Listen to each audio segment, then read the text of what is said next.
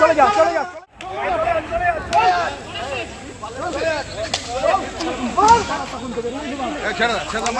লাঠিচার্জ করা হলো। আমি শুনলাম যে ওখানে দুটো মহিলার হাত ভেঙেছে, ঠিক আছে, শরীর প্রচণ্ড খারাপ এবং এখানে কাঁদুনি গ্যাস দেওয়া হয়েছে এবং লাঠিচার্জ করা হয়েছে। এটা কেন করা হয়েছে? আমরা তো সবাই শান্তভাবে দাঁড়িয়েছিলাম। হ্যাঁ, এবার একজন যে ওরকম করেছে তো বিক্ষোভ তো মানুষ জানাবেই, কোনো ব্যাপার না, বিক্ষোভটা তো জানানো স্বাভাবিক, তার সবারই কষ্টের ব্যাপার। কি চাইছেন এখন আপনারা? আমরা চাইছি ওই শশাঙ্ক শেখর মণ্ডল, ওরা 3 ভাইকেই যেন অ্যারেস্ট করা হোক। গায়ে হাত দিয়েছে, এবার ওকে ছাড়াতে গিয়ে বয়স্ক মহিলা ছাড়াতে গিয়ে এবার আমাকে এত জোর মারলো, দুটো ডাং মারলো। কে? ওই পুলিশে যারা র্যাপের যে গাড়িগুলো ঢুকেছিল আনখায় মারলো। আনখায় মারার পরে চুপচাপ আমি বেরিয়ে গেলাম, আর তারপরে গ্যাস বম্ব যেগুলো হয় এগুলো ছুড়লো। জমায়েত হয়েছিলাম আজকে বিগত যে কদিন গেছে এরা আসেনি ভয়ে। কাউন্সিলর যা পাড়ায় অন্যায় করেছে কোনো কিন্তু থানায় কোনো কিছু যায়নি।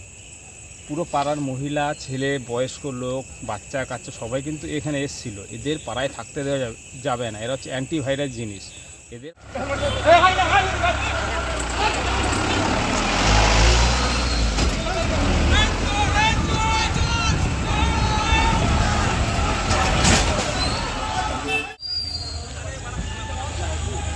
ওই মুখের ভাষাটা বল না, তোকে আমাদের করেছে এই জন্য আমরা এখানে